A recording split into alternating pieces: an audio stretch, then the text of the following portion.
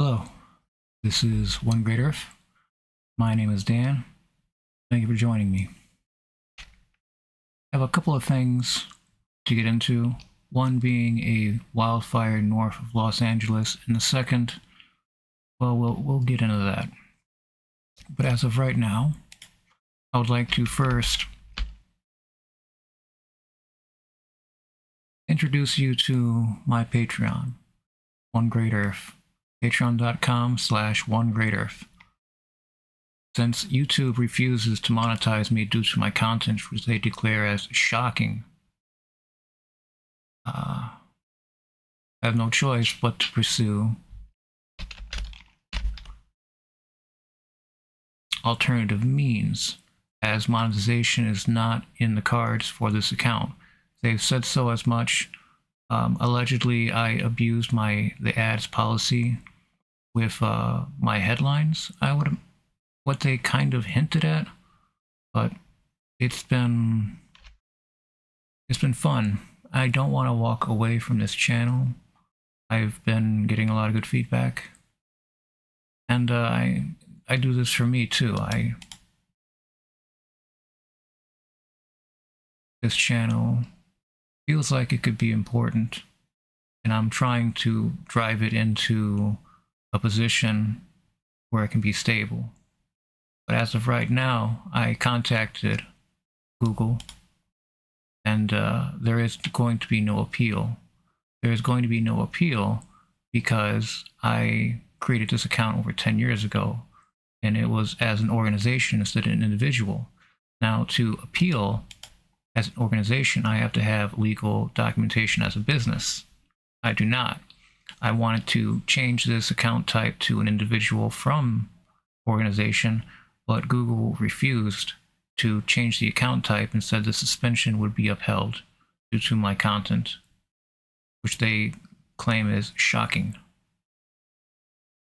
I don't know if it's just I wasn't careful enough in my headlines, or whenever the transcription runs into problematic words, it sends off signals. Doesn't really matter. What does matter is that Google has made up their mind, and my YouTube ads account is going to be indefinitely suspended. So I am looking for other means of generating, don't want to say income, but it's the only word that's coming to mind, even though it might not be the correct word, the best word. But these videos take time. They take time. They take time to put together. They take time to find the material. Take time to go into any kind of third-party material like satellite imagery that I would need. Like if it's a wildfire, like today we're going to be looking at, or iceberg or glacier. Especially wildfire season is here, and I'm going to be especially busy the more wildfires there are, because as of today, there are quite a few wildfires, but the one that I wanted to look at is just north of Los Angeles. Firefighters gained ground against California wildfires after a weekend of explosive growth. Gorman, California. Firefighters increased their containment of a large wildfire in mountains north of Los Angeles on Monday after a weekend of explosive wind-driven growth along I-5. The post was 8% surrounded after scorching nearly 23 square miles, or 60 square kilometers, and forcing the evacuation of at least 1,200 campers, off-roaders, and hikers from the Hungry Valley Recreation Area on Saturday. That 8% is good because it means we are increasing and bolstering our containment lines. Firefighters hope to hold the line at its current size, but further growth was possible. The fire broke out as weather turned hot and windy in a region where grasses spawned by a rainy winter have long since dried out and easily burn. The massive columns of smoke that marked the fire's initial rampage was gone by Monday morning. In Northern California, a wildfire sparked Sunday prompted evacuation orders and warnings from a sparsely populated area near Lake Sonoma, known as the Point Fire, It was 20% surrounded Monday after charring nearly 2 square miles or 5 square kilometers, about 80 miles or 130 kilometers north of San Francisco, and destroyed at least one structure. I hope I'm not losing my voice. Ben Nichols, division chief of the Cal Fire District and area covering the Point Fire, said Monday morning that fire activity subsided overnight. Forecasted winds are supposed to be less than we experienced yesterday, which should allow the resources assigned for this operational period to build and strengthen the control lines that were put in place yesterday, Nichols said in a video briefing. The Southern California fire erupted Saturday afternoon near I-5 in Gorman, about 60 miles northwest of Los Angeles. 2 structures burned within the evacuated recreational area. To south, popular Pyramid Lake was closed as a precaution on Father's Day. Officials also warned residents of Castiac, home to about 19,000 people, that they should prepare to leave as the fire pushed further south.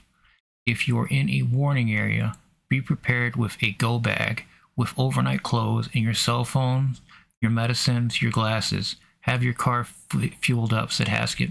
Be ready to evacuate. About 75 miles to the east, the nearly 2 square mile Aspera fire was 30% contained after no overnight growth. The fire erupted Saturday and forced road closures and evacuations warnings in San Bernardino County.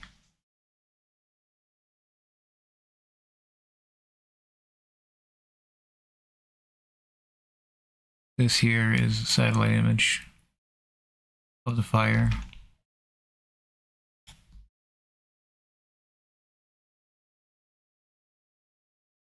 That smoke.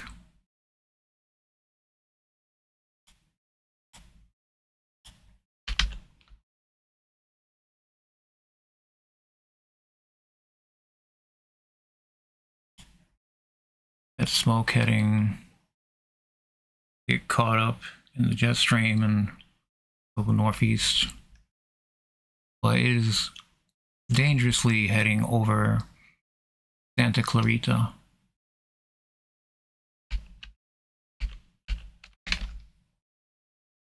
And as mentioned, this is the city of Gorman. Very, very close. This fire is very close. So here's Gorman. Let's go back a day. You can see the extent of the fire bumping up to the city.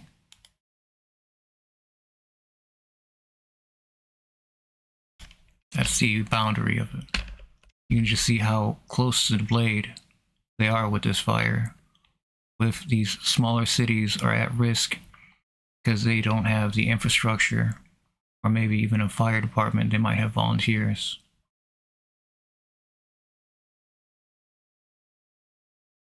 This looks like a drop, containment line drop from a plane, pink stuff.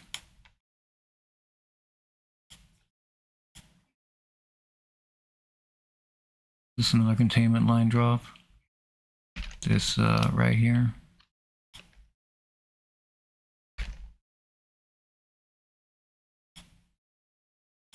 Heavy thick smoke. Heavy thick smoke.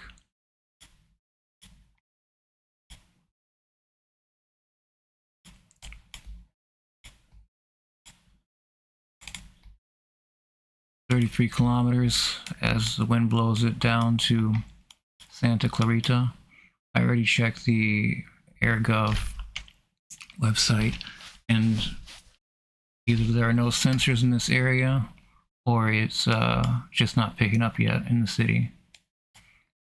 But they should be seeing some pretty terrible air quality.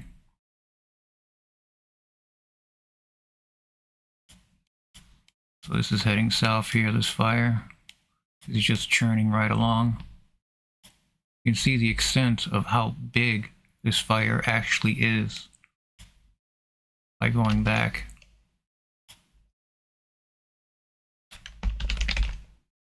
A false color.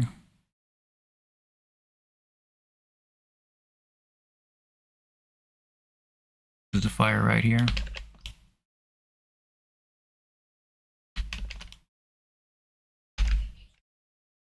And the full extent of the fire can be made out by going back a day, then back to today, and you can see the extent of how far this fire went, how fast it quickly blew up due to winds. It's La Nina, so the winds are going to be different now. This is going to be very interesting as the Pacific Northwest winds come down southwest before they head northeast. It is tugging at these little grass fires, causing them to become very alarming fires in a very short amount of time, and races towards cities, races towards towns and little villages.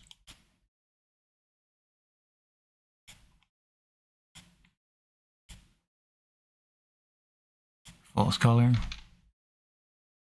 This is a better idea of where the active fire actually is. The fire is active south. You can see that here. The smoke here billowing out. And then you have fire line here. So if they, which they did, so we can see it on satellite, they dropped a containment line right here, but the fire is heading south. It's kind of in a crescent shape, expanding out, bowing out, as it would. Doesn't matter too much on the elevation, it's not high enough to make it to matter. It's difficult to get to though, on foot, so they're probably just doing drops from planes and helicopters. And there is a body of water just here nearby, so they have that with going for them. But it's the distance this fire actually is that is so impressive. I don't mean impressive as in a good thing, I mean like this fire really burned a lot just over a few short days. And you see where it's golden here? That's where the fire is most active right now. You can see this fire is burning here, burning south.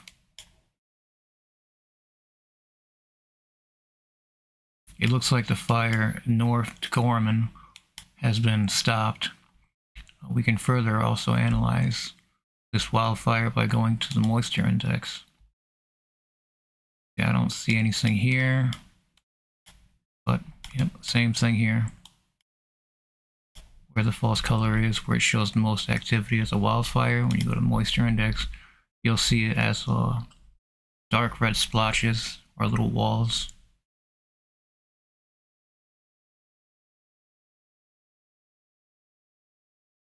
That's how we find wildfires. There is in ways that, like this, in false color, it just pops up on screen. You'll see it, but there are fires that aren't nearly as large, that are more difficult to find. But this one, just north of Los Angeles, north of Santa Clarita, south of Gorman, you look at Gorman, and you're going to see this, you know?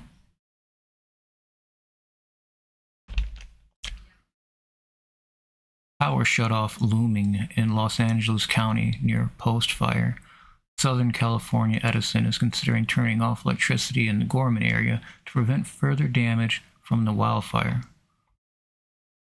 This is NBC Los Angeles, and the last article was PBS. A power shutoff was being considered in Gorman, where the post-fire burned more than 15,000 acres amid a high wind warning and low humidity Monday. Southern California Edison SCE said electricity could be turned off for some 111 customers in LA County as a precautionary measure. The utilities planned shutoffs to allow power to be cut in areas where strong winds could damage electrical lines and spark fast-moving wildfires. A high wind warning was in effect in Gorman and nearby regions, including the Tejon Pass through 3 a.m. Tuesday, as the National Weather Service warned, winds could pick back up as fast as 60 miles an hour. Damaging winds could blow down trees and power lines. The Los Angeles County Fire Department also warned red flag conditions are creating an uphill battle more for more than 1,100 fire officials dispatched to the post-fire. At least one commercial property was destroyed in the fire, with dozens of homes being threatened. But as the crews make progress in putting out flames, the post-fire was 8% contained as of Monday afternoon. It is what it is, Kristen Martinez, a Gorman resident, said about a potential power shutoff. It's a precaution we need to take. It's a lifesaver. So this is a pretty extreme fire, as we can see here. 11 kilometers in length. And with south and the east side active. This fire will probably jump over this highway and start burning the bush and the grass that has dried on the other side of it.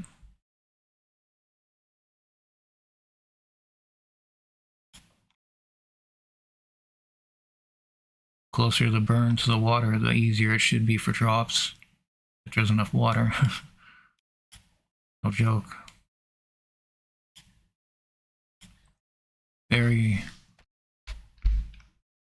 very large fire, making people nervous, and 1,200 people evacuated. So far, that's the extent of the damage, and as we can see here, it is moving south quickly. Okay.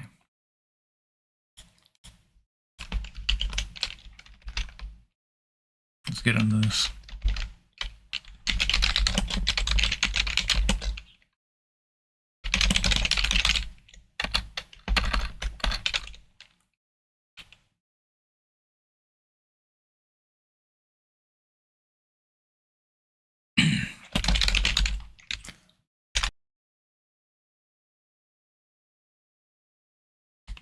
Excuse me. Greek Coast Guard deaths. Greek Coast Guard threw migrants overboard to their deaths, witnesses say. The Greek Coast Guard has caused the deaths of dozens of migrants in the Mediterranean over a 3-year period, witnesses say, including 9 who were deliberately thrown into the water. The 9 are among more than 40 people alleged to have died as a result of being forced out of Greek territorial waters or taken back out to sea after reaching Greek islands, BBC analysis has found. The Greek Coast Guard told our investigation it strongly rejects all accusations of illegal activities. We showed footage of 12 people being loaded into a Greek Coast Guard boat and then abandoned on a dinghy to a former senior Greek Coast Guard officer. When he got up from his chair with his mic still on, he said it was obviously illegal and an international crime. The Greek government has long been accused of forced returns, pushing people back towards Turkey, where they have crossed from, which is illegal under international law. But this is the first time the BBC has calculated the numbers of incidents which allege that fatalities occurred as a result of the Greek Coast Guard's actions. The 15 incidents we analyzed, dated May 2020 to 2023, resulted in 43 deaths. The initial sources were primarily local media, NGOs, and the Turkish Coast Guard. Verifying such accounts is extremely difficult. Witnesses often disappear and are too fearful to speak out. But in 4 of these cases, we were able to corroborate accounts by speaking with eyewitnesses. Our research, which featured on the new BBC documentary Dead Calm, Killing in the Mediterranean, suggested a clear pattern. In 5 of the incidents, migrants said they were thrown directly into the sea by the Greek authorities. In 4 of those cases, they explained how they had landed on Greek islands but were hunted down. In several other incidents, migrants said they had been put onto inflatable rafts without motors, which then deflated or appeared to have been punctured. One of the most chilling accounts was given by a Cameroonian man who says he was hunted by Greek authorities after landing on the island of Samos in September 2021. Like all the people we interviewed, he said he was planning to register on Greek soil as an asylum seeker. We had barely docked, and the police came from behind, he told us. There were 2 policemen dressed in black and 3 others in civilian clothes. They were masked, you could only see their eyes. He and 2 others, another from Cameroon and a man from Ivory Coast, were transferred to a Greek Coast Guard boat, he said, where events took a terrifying turn. They started with the other Cameroonian. They threw him in the water. The Ivorian man said, "Save me, I don't want to die," and then eventually only his hand was above water and his body was below. Slowly his hand slipped under and the water engulfed him. Our interviewee says his abductors beat him. Punches were raining down my head. It was like they were punching an animal, and then he says they pushed him too into the water without a life jacket. He was able to swim to shore, but the bodies of the two other, Saidi Keita and Dieter Marshall Kalmu Nana, were recovered on the Turkish coastline. The survivors' lawyers are demanding the Greek authorities open a double murder case. In June 2023, an overloaded trawler flips in front of a Greek Coast Guard patrol boat. More than 600 men, women, and children die in the water. But who is responsible, and are the Coast Guard at fault? This is something that I need to check out. Dead calm, killing in the Med. Yeah, it should be out already. BBC 2. Use VPN to sneak on over to that and see if I can watch this documentary. Another man from Somalia told the BBC how in March 2021 he had been caught by the Greek army on arrival on the island of Chios, who then handed him to the Greek Coast Guard. He said the Coast Guard had tied his hands behind his back before dropping him in the water. "They threw me zip-tied in the middle of the sea. They wanted me to die," he said. He said he managed to survive by floating on his back before one of his hands broke free from the ligature, but the sea was choppy and 3 in his group died. Our interviewee made it to land where he was eventually spotted by the Turkish Coast Guard. Of the incidents we analyzed, the one with the highest loss of life was in September 2022. A boat carrying 85 migrants ran into trouble near the Greek island of Rhodes when its motor cut out. Mohammed from Syria told us that they rang the Greek Coast Guard for help, who loaded them onto the boat, returned them to Turkish water, and put them in life rafts. Mohammed says the raft he and his family were given had not had its valve properly sealed. "We immediately began to sink. They saw that. They heard us all screaming, and yet they still left us," he told the BBC. "The first child who died was my cousin's son. After that, it was one by one. Another child, then my cousin himself disappeared. By the morning, 7 or 8 children had died. My kids didn't die until the morning, right before the Turkish Coast Guard arrived." These are the islands here that they're referring to. They're crossing from Turkey into Greece waters.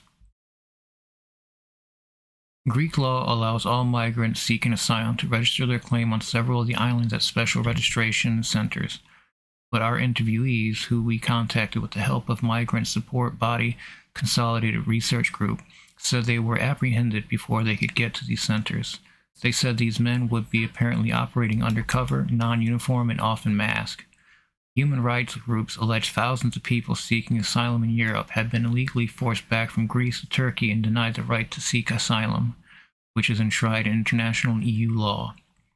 Austrian activist Fayed Ula told us he discovered for himself how secretive such operations seemed to be in February last year on the Greek island of Lesbos. Driving towards the location of an alleged forced return after a tip-off, he was stopped by a man in a hoodie, who was later revealed to work for the police. He said the police then attempted to delete the footage of him being stopped from his dash cam and charged him with resisting a police officer. Ultimately, no further action was taken. 2 months later, in a similar place, Mr. Mula managed to film a forced return published by the New York Times. A group which included women and babies were loaded from the back of an unmarked van and marched down into a jetty into a small boat. They were then transferred onto a Greek Coast Guard vessel further away from the coastline, taken out to sea, and then put onto a raft where they were left to adrift. They were later rescued by the Turkish Coast Guard. We showed this footage, which the BBC has verified, to Dimitris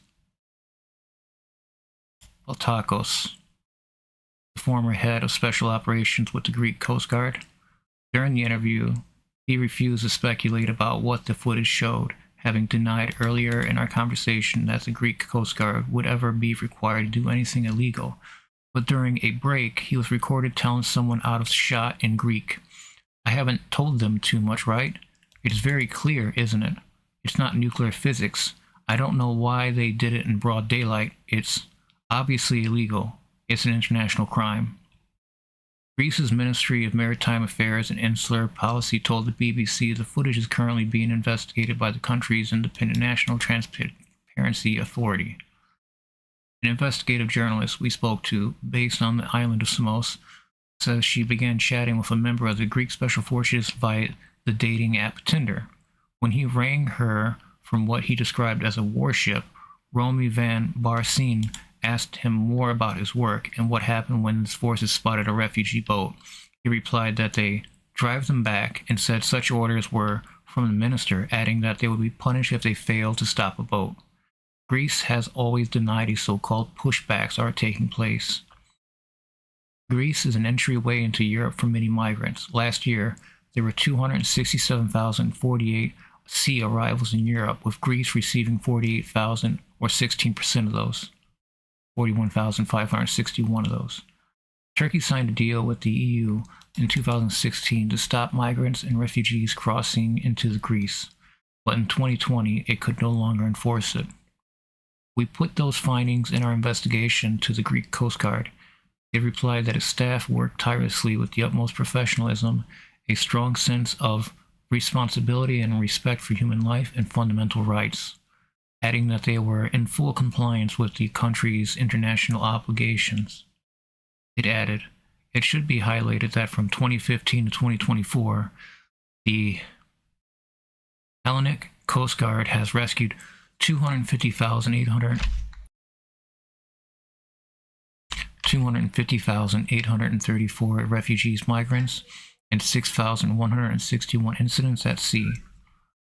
The impeccable execution of this noble mission has been positively recognized by the international community. The Greek Coast Guard has previously been criticized for its role in the biggest migrant shipwreck in the Mediterranean for a decade. More than 600 people are feared to have died after the Adriana sank in Greece's demarcated rescue area last year. Greek officials have insisted the boat was not in trouble and was safely on its way to Italy, and so the Coast Guard did not attempt a rescue. Horrifying stories of mistreatment, migrants, people. It's depravity. Literally tying a human being up with their hands behind their back and making them jump overboard, or putting them into a life raft with a hole in it. How could they be punished so much they would be okay with death? What kind of punishment are they talking about here that they would be punished if one of these boats get through? What's the severe enough punishment to make somebody be okay with murder? Impunity? Would impunity matter? When you are saying that you will be punished if these boats go through, but if you murder in broad daylight, okay. Even though this violates all humanity. Greece is in a bad place right here. The way a country treats its migrants, treats its invisibles, is the way that they treat their own lower society, or worse.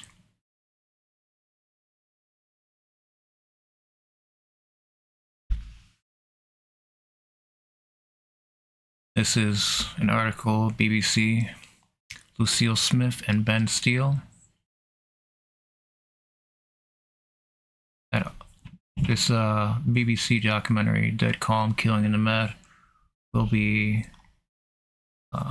something to watch for sure. If you're able to and if you can manage, I might watch this as well and do a video on it. Because it's 600 people, men, women, and children, all perishing at sea.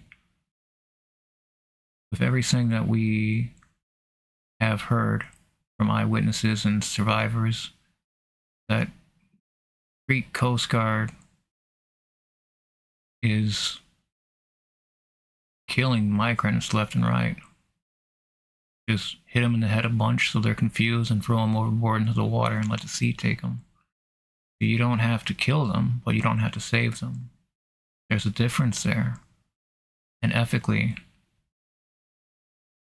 I don't think there is a difference.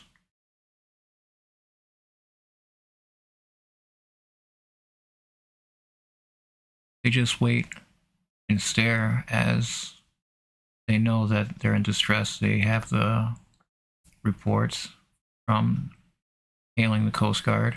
They can hear them screaming on the boat while they probably just record and take it all in. 600 people that won't go into Greece. However they want to spin it. It's murder. It's mass murder. It's systemic mass murder. What happens whenever somebody is shipwrecked and they are an actual somebody that matters? And this is what happens to them as a result, and it gets out. Them tying up the wrong person is probably the only thing that would take this to stop if they weren't caught in broad daylight. And this isn't going to stop. And there's no telling if these ships, these boats, these dinghies that encounter Greek Coast Guard were in trouble before the Coast Guard arrived on the scene. Or was it the Coast Guard that made the trouble? It's sounding more vicious, bloodthirsty. It is chilling to think that people can be okay with hunting other human beings.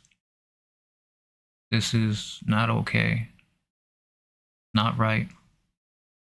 People, their lives are being played with, toyed with, and made games. See who can sink or bob the longest.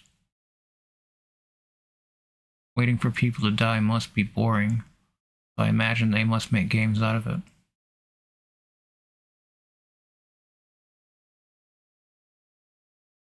It's a race to stop the asylum seekers from reaching these centers. So they have people on the islands that report back.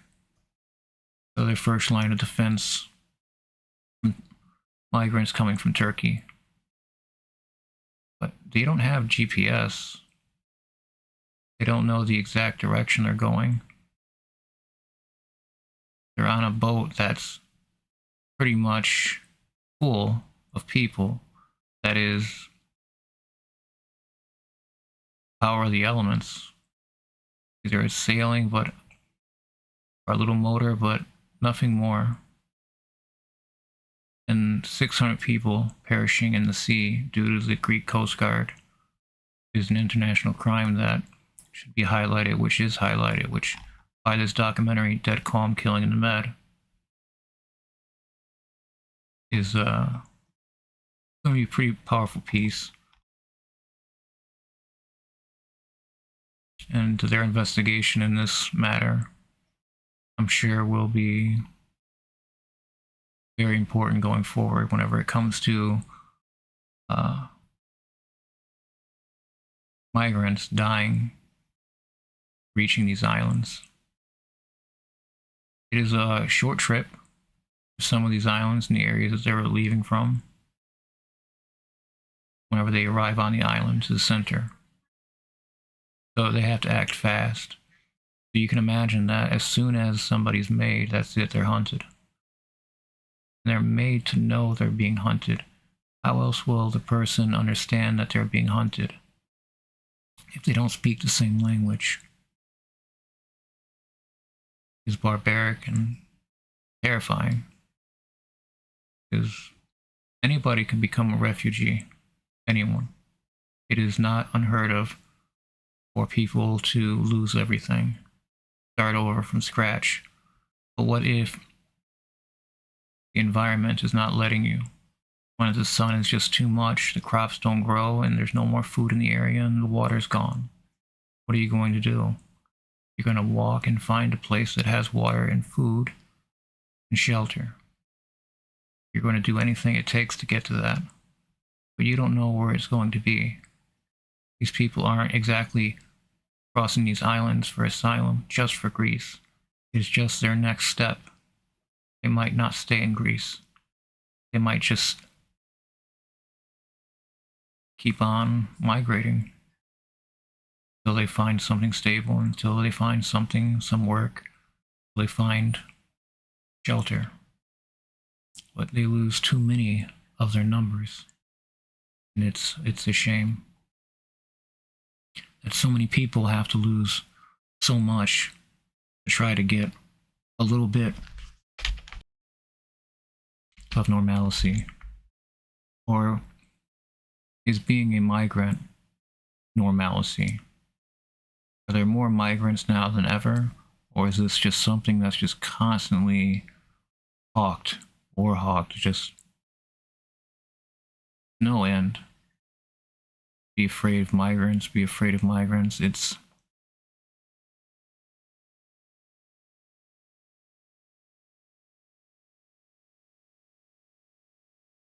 but you're talking about children. Why are you okay putting children on a small vessel, little life raft that you know is going to sink? Everybody on these Coast Guard ships are culpable with the fact that these people are going to die. That this is going to sink, and they're going to have nothing. They're going to be dead. All for the chance to register an asylum seeker in one of these islands. Killing asylum seekers does not stop asylum seekers. Having these set up just so they can have international thumbs up, even though they don't want people using them, is an international crime. I wonder what are the successful rates, people going from Turkey to one of these islands to these centers, of actually reaching the center without having to run as fast as they can or hide.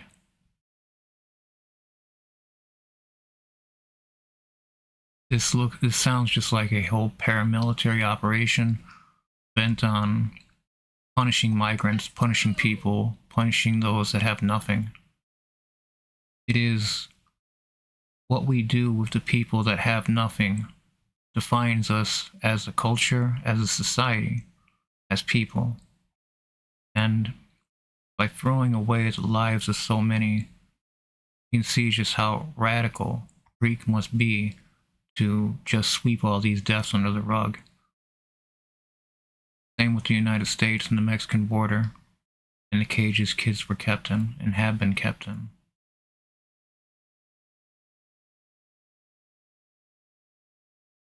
Hearing too many countries that are filtering families and separating them for reasons that are just bureaucratic and just red tape. We've been talking a lot about migrants lately, especially this one is especially hideous because I've known people that would celebrate this story as a damage to migration, but it's not. The people that are migrants are constant migrants. They're going to keep migrating until they find something stable. And Greek doesn't want to be part of that internationally, but they want to be recognized for it, and they want to be able to tout it. They don't want to go through with it. They don't want to commit, and they don't want any migrants. The punishment of death. 600 people. Men, women, and children. There is too much coming out of the Mediterranean of migrants dying and it being foul play possibly.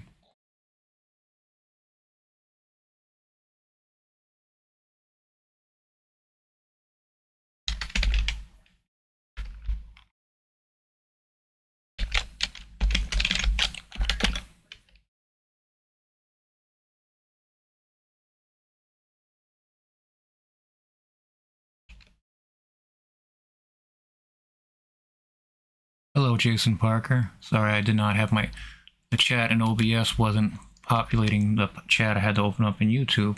Thank you for commenting. New Mexico, yeah. That is windy. That is very windy.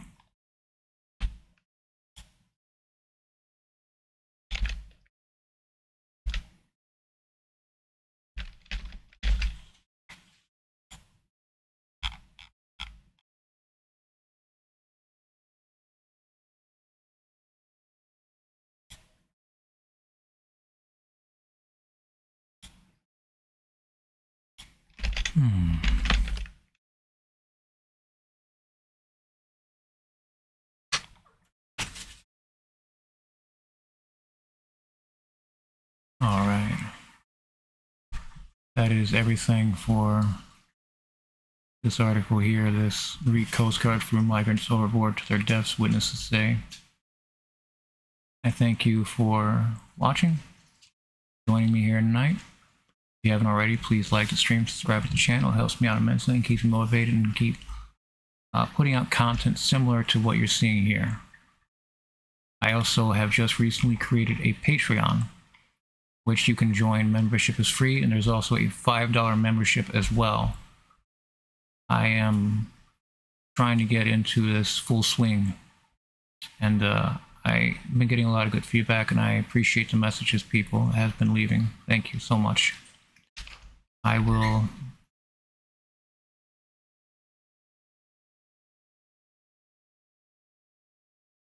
say good night. Please take care, and those of you that are in the Southwest and the California region and Nevada, please take care. Also, everybody in the Northeast and Midwest, take care of all the heat. It's just everybody in the South is heating up. I don't think I've seen so much heat coming up from all over the place instead of just in region.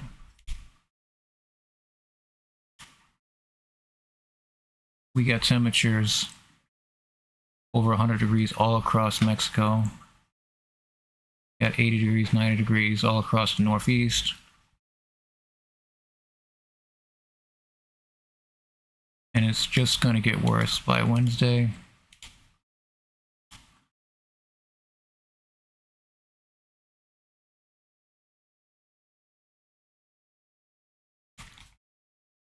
It's just massive temperatures that we're seeing in areas that largely didn't have 90 to 100 degree days. But it's not just the 100 degree days, okay? It's not just the 95 degree days. The night times are between 75 to 80 degrees Fahrenheit.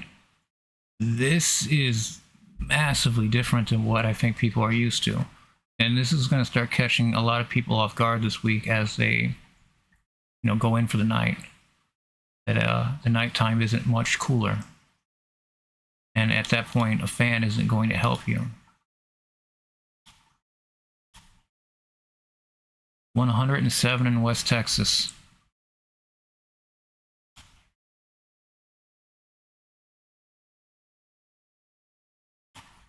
(108). And these temperatures will climb. They will be uncomfortable.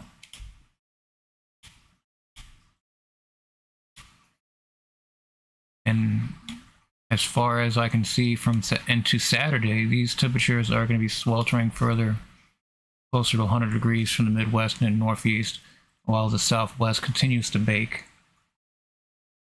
I'll keep up on these wildfires since there are several now to monitor.